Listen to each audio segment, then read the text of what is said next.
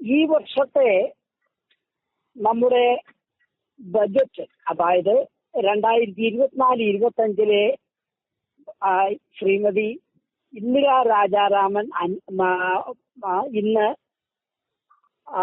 ലോക്സഭയിൽ അവതരിപ്പിച്ച ബജറ്റ് പല രീതിയിൽ നമുക്ക് കാണാൻ കഴിയും.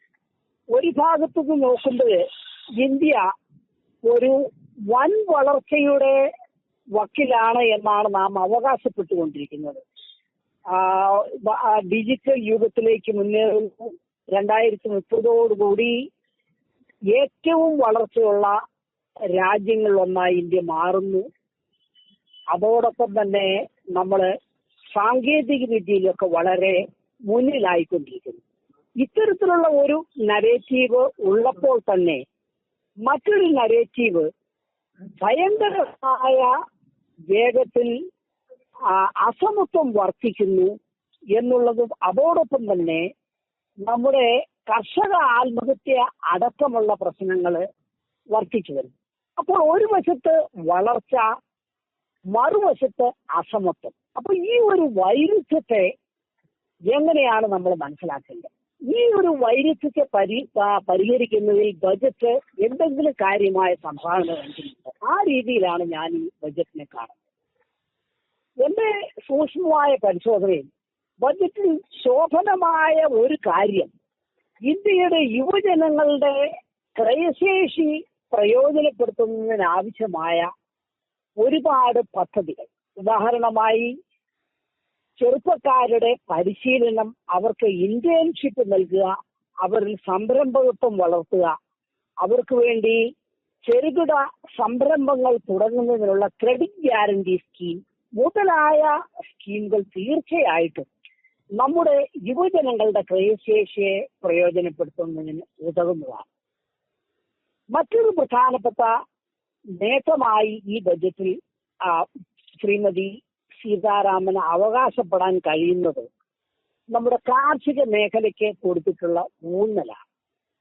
കാർഷിക മേഖലയിൽ സാങ്കേതിക വിദ്യയുടെ വൻതോതിലുള്ള ഒരു കുതിച്ചുചാട്ടം ബജറ്റ് ലക്ഷ്യമിടുന്നുണ്ട്. അപ്പോൾ ഈ രീതിയിൽ നോക്കുമ്പോൾ നമ്മുടെ ഇന്ത്യയുടെ ശക്തി എന്ന് പറയുന്നത് നമ്മുടെ ചെറുപ്പക്കാരാണ്. അവര് ഗ്രാമീണ മേഖലയിലാണെങ്കിലും നഗരപ്രദേശങ്ങളിലാണെങ്കിലും ഇന്ന് വളരെയധികം നിരാശരാണ്.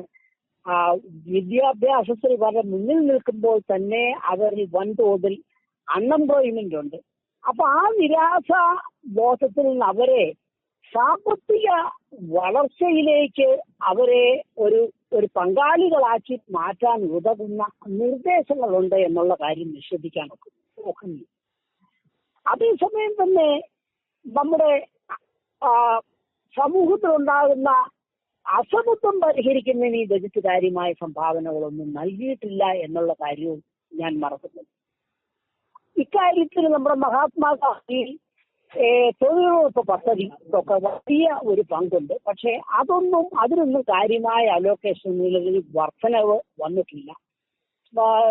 വൃദ്ധജനങ്ങളുടെ ക്ഷേമ പെൻഷനുകളുടെ കാര്യത്തിൽ അതിനുവേണ്ടി ഇന്ദിരാഗാന്ധി വോൾട്ടേജ് പെൻഷൻ സ്കീമിന്റെ ഒന്നും അലോക്കേഷനിൽ കാര്യമായ വർധനവൊന്നും വന്നിട്ടില്ല. അപ്പോൾ ഈ പുനർവിതരണ പ്രവർത്തനങ്ങൾക്ക് വേണ്ടി ഉള്ള പൊതുവിഭവങ്ങളുടെ ലഭ്യത അത്രമാത്രമൊന്നും വർദ്ധിക്കുന്നില്ല.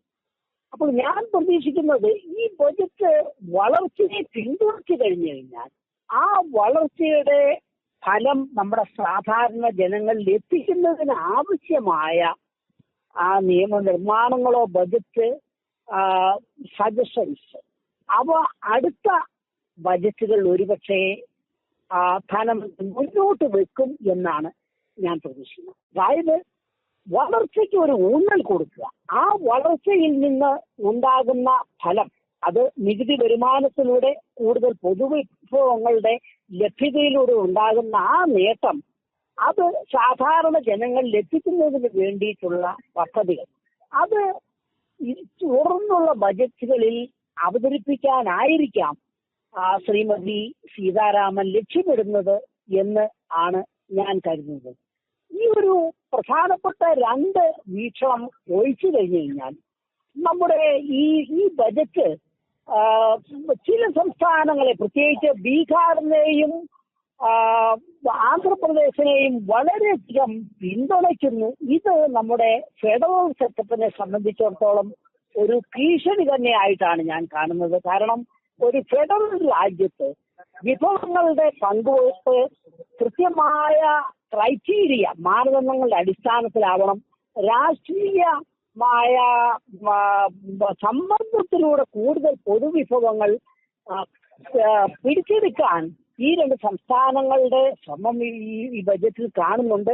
അത് നമ്മുടെ ഫെഡറലിസത്തെ സംബന്ധിച്ചിടത്തോളം വളരെ വിനാശകരമായ പ്രത്യാഘാതങ്ങൾ ഉണ്ടെന്ന് ഞാൻ ഭയപ്പെടുന്നു.